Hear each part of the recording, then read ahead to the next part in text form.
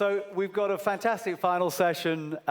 We talk a lot about the power of social media and how you as a generation have something that you can use to really get noticed in the world. And you heard from Michelle Phan a little bit earlier. We're going to bring her out for a one-on-one interview, and Kate will explain who Philip Morris is going to be interviewing her. But Michelle has over 7 million followers on YouTube. To give you some idea of her state, I live in America. Every time you get in a cab at the moment, Michelle Phan is on the TV screens in the back of the cabs. She has her own product line now with L'Oreal, and all of that started because of her passion for makeup and what she was doing and how she put that onto YouTube. And now, 7 million users later, 700,000 followers on Twitter. And the headline in the Irish Times a couple of days ago was Wikipedia founder, that's Jimmy Wales, who you'll be hearing from on Saturday, and YouTube star Michelle Phan in Dublin for One Young World. So let's welcome her back to the stage. And actually, Kate, do you want to first say a little word about Philip? Philip Morris is a businessman, and he's the founder and CEO of Cutting Edge Films in London. And he's been interested in One Young World. We've known him for about a year, and he's been trying to help us. He sponsored some delegates, and he was the one who said, I've heard about this woman, Michelle Phan. I think I'm going to go and meet her in the States. Would you like me to get in touch with her? I said, no, we would like you to put her on a plane and bring her to Dublin, which is exactly what he did. So please welcome Philip and Michelle Phan.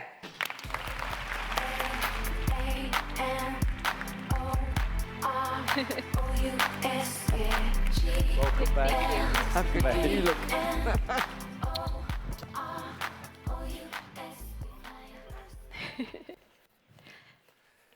Well, good evening. I was fortunate to be able to sit in on the Entrepreneurs session earlier today and have been very privileged to have met Kate and David over. David and Kate speak, which just was inspirational. But a lot of what we heard this morning or this afternoon at that Entrepreneurs panel, I've been working for myself, making a living for the last 30-odd years. And a lot of what I heard today was very similar to the pains that I had to go through during that process. And we started slightly differently. I did a degree, and then I went and worked for an accountancy firm, and then I started my real estate business. But what I wanted to talk about today is the evolution of the relationship that I have with Michelle Phan and some of the very special characters that she has that go beyond what you see in today's young entrepreneurs. I believe that the best way to make money out of any product that you create and develop is to actually understand what you do. Yes. Go deep dive into it. Michelle is the godmother of YouTube. She's been there since it started. She has evolved with it and built a business very, very successfully with and on account of it. So too many businesses today in the world of technology and the new revolution, the industrial revolution of old, but is to now the technology revolution, are come and go very fast. So to have the length and stay that Michelle has been exceptional.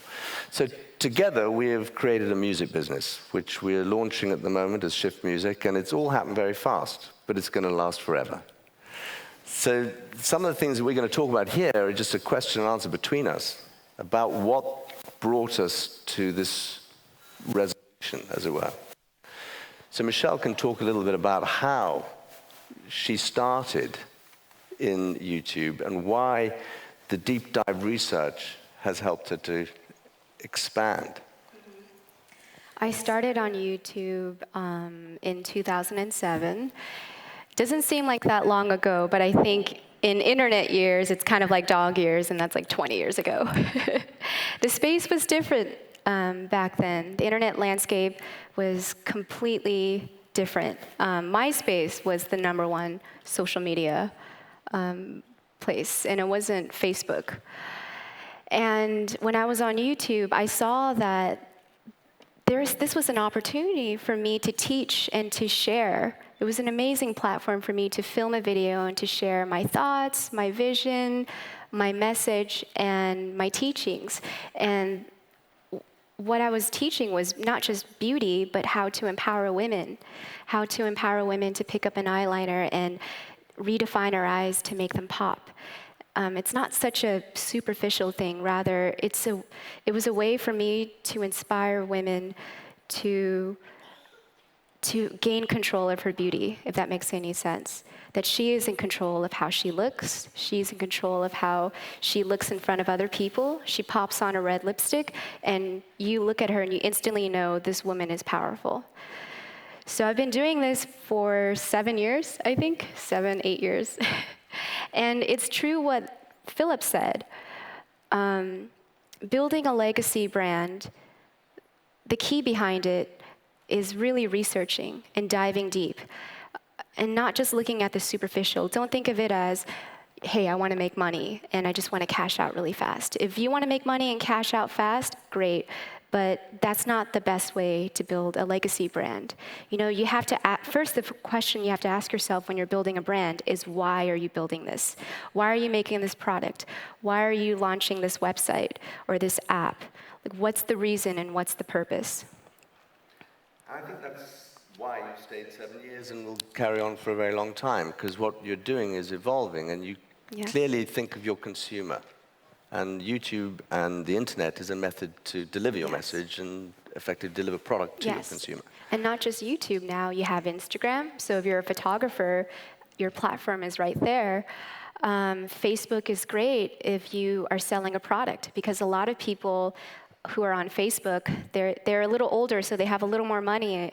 And so if you have a product, it's actually easier to sell on Facebook. Twitter is amazing for writers or bloggers. You can just write whatever you want on there, and people can share it, retweet it. So there's different platforms that you can find for your message and your branding. I think that now, even more so than 7 years ago, there are many more platforms and many more ways to distribute, and many more people have access to it. So therefore, things get diluted very fast. Again, when I started, it wasn't, because you had the newspaper, you had the television. Now you have anybody can see anything very quickly, which makes a very successful transition for the music industry, because the consumer is the winner in it all. The consumer can access whatever they want. So when we decided to put this music business together, what was it that you thought we could do that was different from what is in the market today? I thought we need to build a platform and a label for the artist, for the art and for the artist. Because oftentimes today I see in the music scene that you're no longer seeing an artist, you're seeing a product. You know, you're seeing a product. You can totally tell some of them are manufactured, some of the top artists, top-selling artists today. And I believe the internet has given people the power to share true art and real art. And so that's why Philip and I, when we got together and I was telling him how I felt about music, and I also have musician friends who are under pretty big labels, and they were very unhappy because they felt like they weren't artists anymore. They were just a product. And so Philip and I were discussing over this. You know, we met for the first time, but we instantly clicked. And that's another thing when you're starting a business that's very important, is your business partner. Your business partner has to have the same vision as you. It's really important. And again, like Philip and I were completely different. Philip has a very strong traditional business building experience. For myself, my experience online supplements his experience. And so when you're looking for a business partner, I think it's extremely important to find someone that clicks with you, that understands you, that collaborates with you, and that also shares the same vision as you. And I think is passionate about what they do. I mean, we've just completed the music to a film called Whiplash, which was actually premiered in London last night and is in a lot of festivals, won a lot of festivals. And talking to the director of that film, he was passionate. He actually put on the screen his own experience. And the music, it's about a jazz drummer, and the music is phenomenal. I'm so proud of our team for having done it. But it comes from the director and his ability to deliver that vision to all the component parts in the process. So we're very proud of that, and we're going to put the same into this effort. I think the other thing that is important from Michelle's vision is the ability to get the consumer to know about the musician. Yes. so that you can actually get into their lifestyle. You Exactly. understand what they're about. It's not just about the music video or the music. Maybe you want to know what their daily life is like. You know, Wake Up With Me video. Or let's say one of the artists, you love her style. You want to know how she does makeup, how she dresses herself, DIY. I believe there's more to an artist than just their music. It's their whole lifestyle, and we can create content for them to really help build a strong, substantial brand. And consumers will be able to tap into those artists that they happen to like. And we have a tastemaker who understands our consumer because she's been doing it for so long and is selling product. I mean, to do what Michelle has done within the climate of YouTube and beyond is quite exceptional. There are a lot of people who come and go. Michelle stays. And to have brands like L'Oreal and some of the people that I'm talking to are, well, Google themselves, this is the poster girl for Google. So this is a really impressive place to come from too. There are lots of people on YouTube, very, very few stay that distance. And I think with that capability to select talent in the musical form and give them that capability to grow is very, very valuable for anybody going forward. I mean, it's a very exciting venture for us. It's really exciting. I'm actually more excited about now we can finally help the artist. So I have a question for you, Philip. Yeah. You've been in this business for 30 years, just being an entrepreneur. And the music industry, I wanted to ask you, have you seen a change because of the internet, because of social media, YouTube, Twitter, SoundCloud? Yeah, it's a massive change. I wasn't born in the music industry. I got into it because I thought it was in a changing environment. So I come from the real estate world originally, and then I've had clothing businesses, and I've had all sorts of different businesses. But why I got into the music business was because it had and reached an inflection point. The one constant foundation to it is content, the ownership of content. People are still going to consume music, and somebody has to record that music.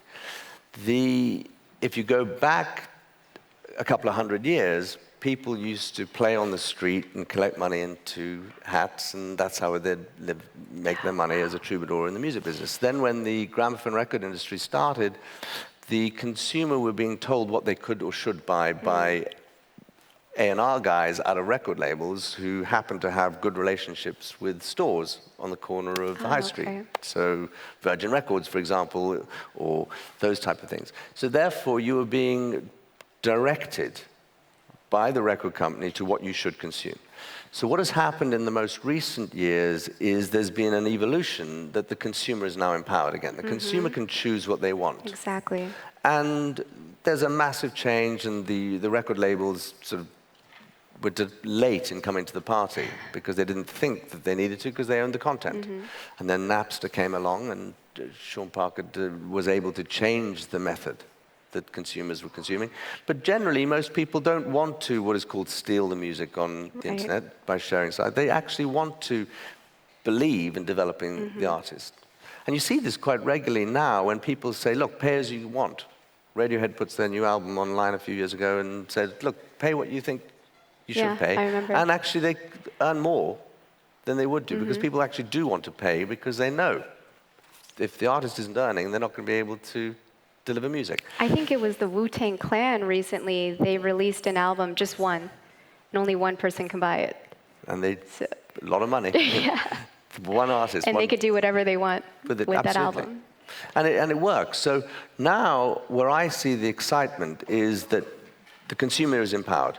Yes. So now it's a matter of directing the consumer in a different way than was old to what they like. So the people who follow you would generally probably like the tastes that you make, and therefore the artists that you like.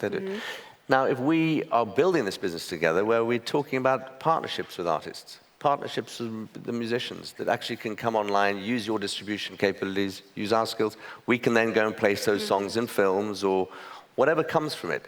That's where I see a very exciting change to the game. And the television has been a very, very important part for the music industry for the last 10, 15 years with Pop Idol and X Factor and then American Idol and all these different formats that have come through. But they are television formats. Right. And they don't really motivate people to write new songs. which is the lifeblood of the music industry. So I think having the ability to show the personality Right. of the musician, Yes. the way they live, and anybody can become a musician if they've got the talent, the drive, and the ambition. Absolutely. Yeah. So I think that's where the game has changed a lot. It's still, you need to own the content, and you need to have that foundation. True. But I guess now it's really about empowering the consumers, which is very important if you want a legacy brand. You want to make the customers happy. You want to listen to them. Keep your eyes and ears open. I think also having a two-way dialogue with your audience or your customers is also important because you want to have that relatability. So empowering the consumers and empowering the artist. Very important for our venture. But I think that the one takeaway that I would give, having done this for a long term, is really get into the research of your product. Yes. Because things come and go. But those that actually understand the market that they're working in and the pitfalls that can come and go through it. And clearly you've done that very successfully because Right. you're evolving as time goes on. And the other thing, have a consistency of your product. Be proud of what you're putting out there. Never actually put anything out that you don't and wouldn't want to see yourself. Quality, passion, consistency, and curiosity. Those are the things that should really fuel you. Curiosity. You should always be empowered to learn and to better yourself. That's what I think. But I think that we're all very privileged to have Michelle here because she is a powerhouse of the future. And it's a lucky day for me that we're actually be able to venture together. Thank you, Philip. Thank you, Michelle. Thank you. Thanks, babe. Well done. Really good.